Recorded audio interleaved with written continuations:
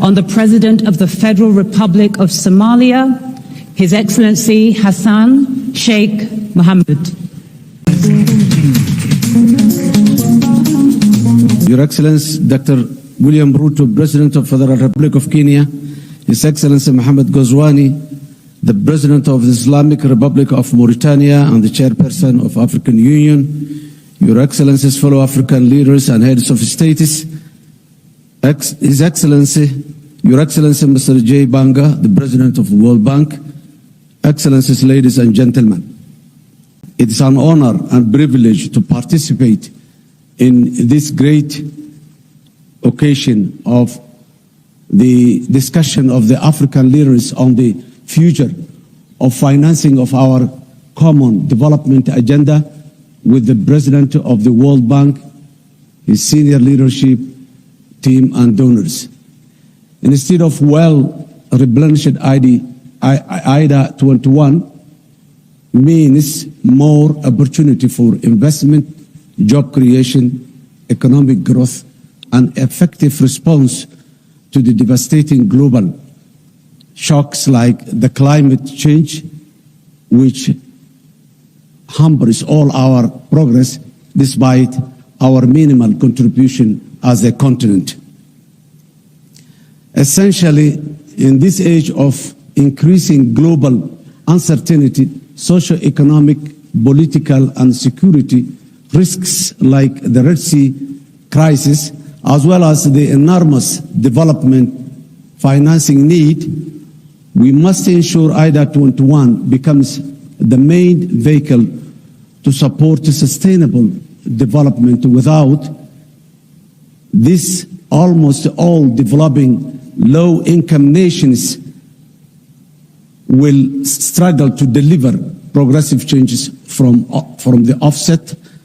I wanted to thank the government and the Republic of Kenya and His Excellency President William Ruto for hosting this critical meeting on IDA21 replenishment and for bringing us all together. I also wanted to recognize the visionary leadership of His Excellency Ajay Bang, the President of the World Bank Group, who has demonstrated that he is firmly committed to leading a responsive bank that delivers results through the evolution roadmap. It is encouraging that the World Bank is listening, learning, innovating, and acting to provide a tailored context-specific support for our most urgent priorities to spark growth in Africa. Somalia and IDA for Somalia. IDA is a major lifeline that we are relying on enabling our ambitious national transformation agenda in this hopeful and post-debt relief priorities.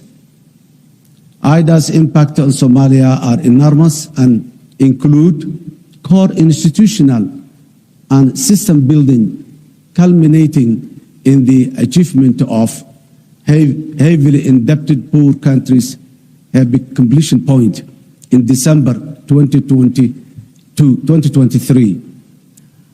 Up to 20% of the Somali population have benefited from the World Bank funded activities in Somalia since 2018.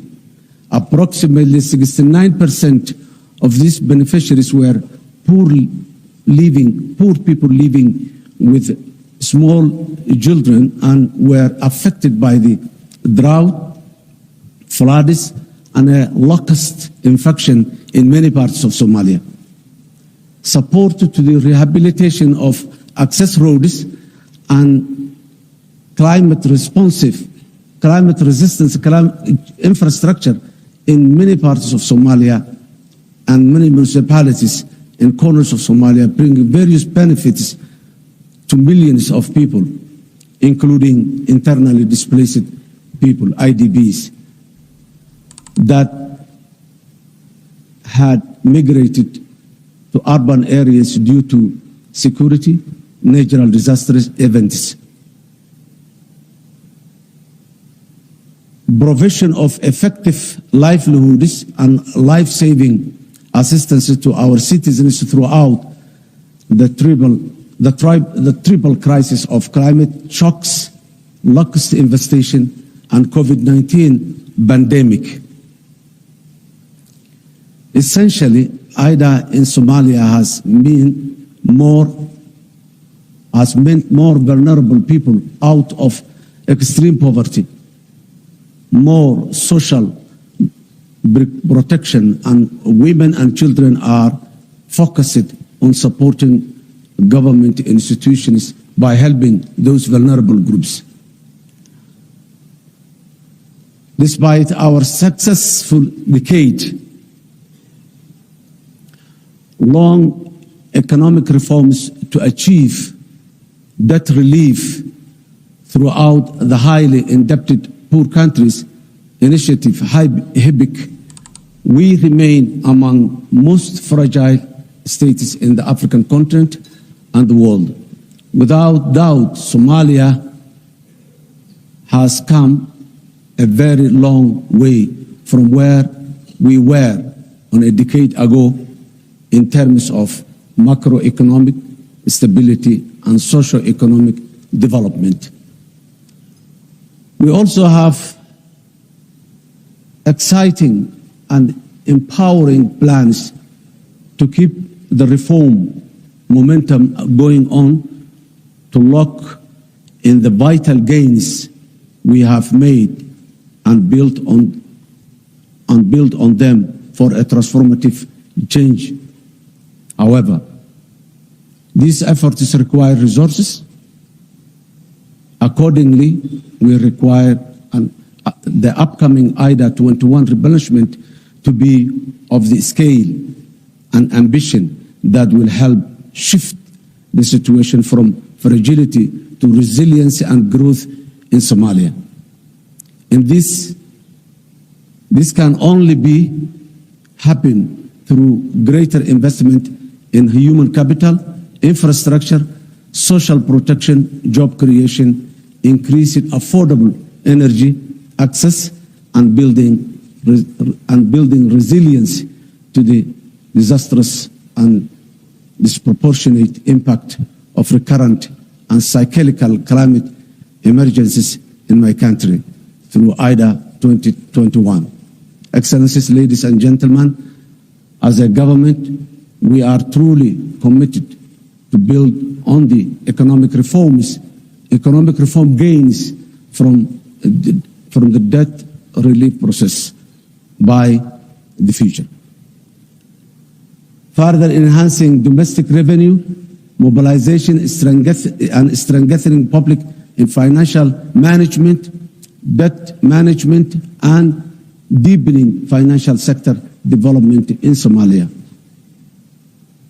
We are cognizant that the most reliable income for the nation is what it collects from its citizens, and investors to reinvest the priorities and the public service needs accordingly.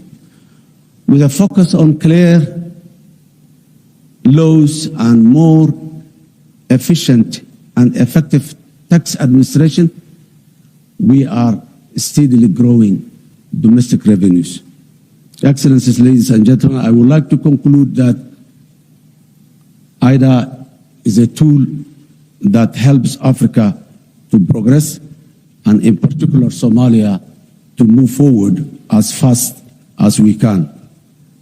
Adjustments, tolerances, and flexibility is what is required in the years to come to benefit from the IDA resources.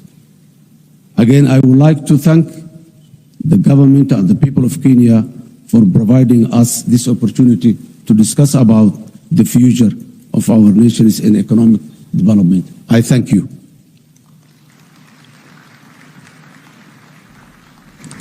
Thank you, Your Excellency.